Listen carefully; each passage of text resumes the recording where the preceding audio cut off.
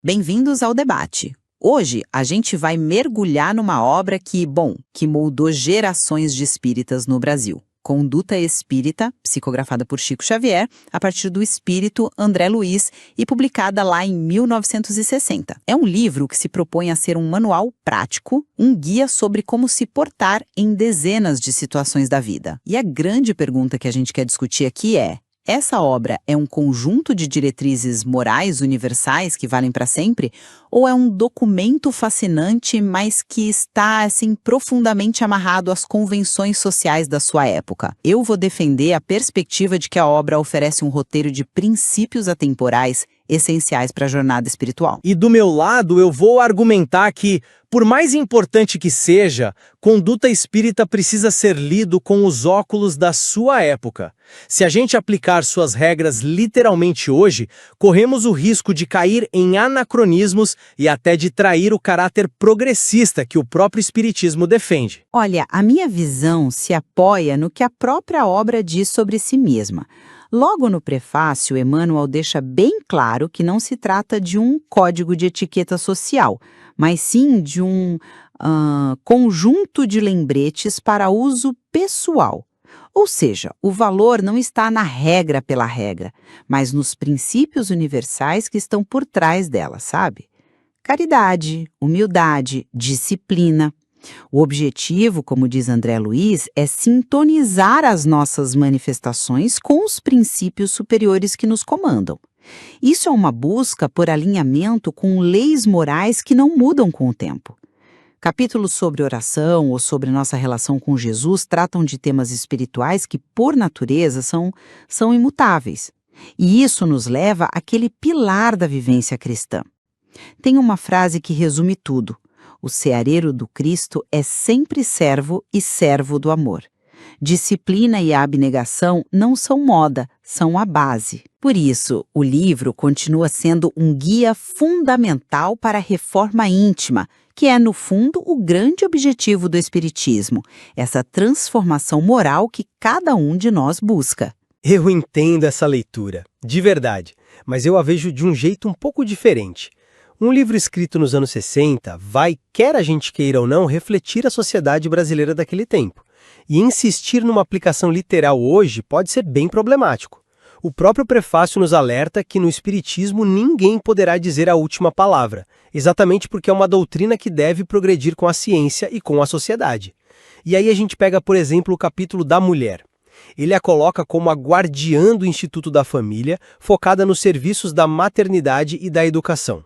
Ninguém nega o valor disso, claro, mas hoje essa visão não soa um pouco restritiva diante de todos os papéis que a mulher conquistou e exerce? Ou então, no capítulo sobre as fórmulas sociais, quando se recomenda abolir o uso dispensável do luto e dos pêsames. Será que isso é mesmo um princípio espiritual profundo, ou era mais uma forma do movimento espírita da época se diferenciar, de marcar sua identidade perante as outras religiões?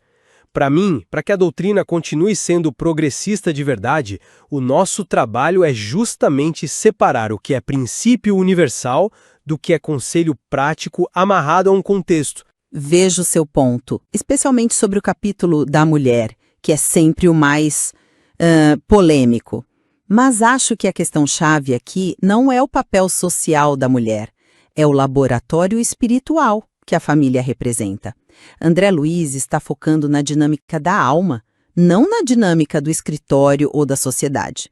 A ideia central, na minha leitura, é que os laços familiares são uma ferramenta poderosa de depuração espiritual.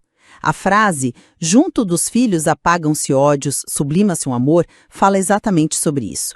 É uma oportunidade de evolução que independe da época, seja em 1960 ou hoje. Mas espere um pouco, você não acha que a própria linguagem usada para descrever essa oportunidade espiritual já direciona para um papel social específico?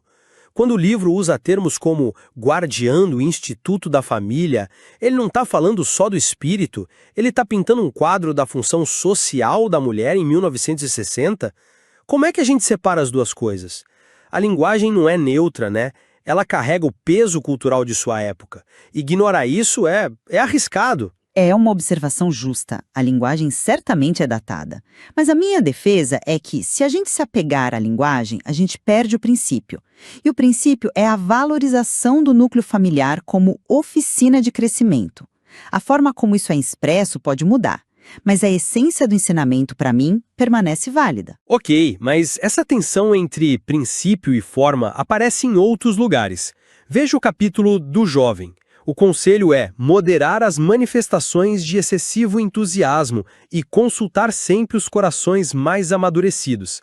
De novo, a gente pode ler isso como um chamado à prudência, o que é ótimo, mas não dá para negar que isso também reflete uma mentalidade bastante hierárquica, típica daquela época, que talvez hoje a gente leria como uma forma de suprimir a autonomia e a criatividade juvenil.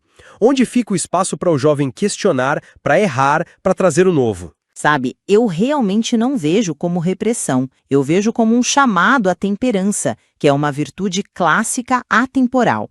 A frase "o culto da temperança afasta o desequilíbrio" é um conselho de ouro para qualquer pessoa, em qualquer idade, mas especialmente para um jovem que está formando o seu caráter.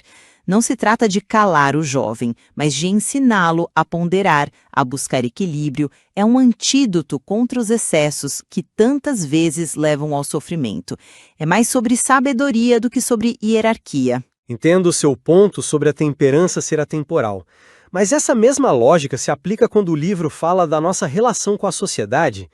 Porque no capítulo Nos Embates Políticos, essa prudência toda me soa quase como um convite à omissão. A recomendação de distanciar-se do partidarismo extremado e não usar a tribuna espírita em palanque de propaganda política é obviamente sensata para evitar fanatismo, mas, levada ao pé da letra, essa postura não pode acabar gerando uma certa apatia, uma separação radical entre a fé e a vida cívica? Hoje, a gente entende que ser cidadão também é uma responsabilidade espiritual. Eu acho que a gente está lendo essa parte de forma muito literal. Para mim, a intenção ali não é de forma alguma pregar apatia. Pelo contrário, é uma proteção. O texto é bem claro ao dizer que devemos cumprir os deveres de cidadão e eleitor. O alerta é para não cair nas malhas do fanatismo. O objetivo é proteger a doutrina de ser usada como ferramenta para interesses políticos passageiros, como bem diz a máxima, sem confundir os interesses de César com os deveres para com o Senhor. Isso não é uma preocupação de 1960, é uma preocupação de sempre para qualquer movimento que queira preservar sua integridade. A proteção da doutrina é um ponto crucial, concordo. Mas na prática, ao proibir de forma tão categórica palestras e discussões de ordem política nas sedes das instituições doutrinárias, não corremos o risco de criar um ambiente alienado, uma bolha séptica que ignora os problemas concretos do mundo? A caridade, que é o princípio número 1 do Espiritismo, não se manifesta também na ação política consciente, na busca por justiça social, no combate à desigualdade? O texto parece criar um muro onde talvez devesse haver uma ponte para reflexão? Acredito que a ponte existe, mas ela não está dentro da tribuna do centro espírita. A casa espírita não é um comitê político, é um hospital de almas. A ideia é que ali dentro você se fortaleça espiritualmente e essa força te capacite a ser um agente de transformação lá fora, no mundo. A caridade política se exerce na vida, com o exemplo, com o voto consciente, com a participação na comunidade. Não com discursos partidários que podem criar divisão dentro de um ambiente que deveria ser de união. Mas não é justamente na casa espírita que a gente aprende a ser cidadão melhor, onde a gente desenvolve nosso senso crítico à luz da doutrina? Discutir os grandes problemas da sociedade, não sob a ótica de um partido, mas sob a ótica da moral cristã e espírita, não seria parte essencial dessa formação? A proibição total não acaba infantilizando os frequentadores, como se eles não fossem capazes de debater temas complexos sem cair no fanatismo? É um risco, admito, mas o risco oposto, de transformar centros de acolhimento em palanques, talvez seja ainda maior.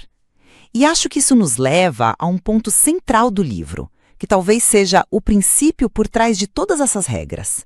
A busca por uma prática pura, simples, focada no essencial. Veja o capítulo do dirigente de reuniões, por exemplo. A proibição de rituais, imagens ou símbolos de qualquer natureza é uma defesa poderosa da essência do espiritismo contra os sincretismos e as exterioridades. A justificativa é irrefutável. Mais vale um sentimento puro que centenas de manifestações exteriores. Isso, para mim, é o coração da obra e é totalmente atemporal. Olha, aí eu já discordo, com todo respeito, mas essa ideia de pureza me parece perigosa. A simplicidade é um valor, claro, mas quando essa busca pela simplicidade se transforma numa lista de proibições, como desaprovar a conservação de retratos, quadros, legendas nos templos, ela não começa a beirar uma rigidez dogmática? Não estamos trocando a idolatria de imagens pela idolatria de regras? Eu não vejo como idolatria de regras, mas como uma salvaguarda. É um mecanismo de defesa para manter o foco na mensagem, não no mensageiro. O texto mesmo adverte que os aparatos exteriores têm cristalizado a fé em todas as civilizações terrenas. A regra não é um capricho, ela serve a um propósito muito maior: evitar o personalismo, evitar que a figura de um médium, de um dirigente ou de um mentor espiritual se torne mais importante que o ensinamento de Cristo. É uma medida de proteção para a própria longevidade da ideia espírita. Entendo e valorizo a preocupação com a idolatria, mas a fé raciocinada, que é a base do espiritismo, não deveria confiar na capacidade do indivíduo de discernir. Uma regra tão taxativa não acaba tratando o espírita como alguém frágil que não sabe pensar por si mesmo e precisa de uma proibição explícita para não se desviar? Paradoxalmente, a implementação de uma proibição tão rígida pode criar um ritual da ausência, um formalismo pela negação. A questão para mim essa é a única forma de garantir o foco no essencial? Ou é uma forma que reflete uma sensibilidade específica de um momento histórico, uma necessidade de se afirmar pela diferença? Diante de tudo isso, eu volto à minha posição inicial. Conduta espírita deve ser lido pela sua essência. As regras são aplicações práticas de princípios que não envelheceram. A caridade, a disciplina, a humildade, a busca pela simplicidade. A obra continua sendo um roteiro seguro para quem leva a sério a transformação moral. E o próprio livro nos lembra do critério final, citando Kardec. Reconhece o verdadeiro espírita pela sua transformação moral e pelos esforços que emprega para domar suas inclinações infelizes. É disso que se trata, no fim das contas. E eu reitero meu ponto. Para que a doutrina honre o seu DNA progressista, a leitura de Conduta Espírita precisa ser crítica e contextualizada. O desafio é ter a sabedoria de extrair os princípios universais, mas também a coragem de admitir que muitas de suas aplicações práticas estão datadas. Aderir cegamente a cada uma das regras seria, a meu ver, uma traição ao espírito da própria doutrina que nos convida o tempo todo a pensar, a estudar e a evoluir junto com o mundo.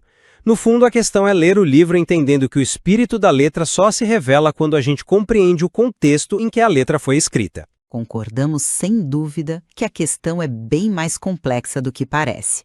O objetivo aqui nunca foi o de descartar a obra, que é de um valor inestimável, mas sim o de refletir sobre a melhor forma de dialogar com ela no século XXI. Essa tensão entre o que é permanente e o que precisa ser atualizado é um desafio saudável para qualquer tradição de pensamento. Exatamente. O livro, lido de uma forma ou de outra, continua sendo um convite poderoso à reflexão. O que significa hoje viver os ensinamentos espíritas do dia a dia? Talvez o maior mérito de Conduta Espírita seja justamente o de nos forçar a fazer essa pergunta continuamente. E com certeza há muito mais a ser explorado em suas páginas. Um diálogo que continua muito além da nossa conversa de hoje. Com isso tudo, explicando o livro Conduta Espírita, ficamos por aqui. Nos vemos na próxima. Bye bye.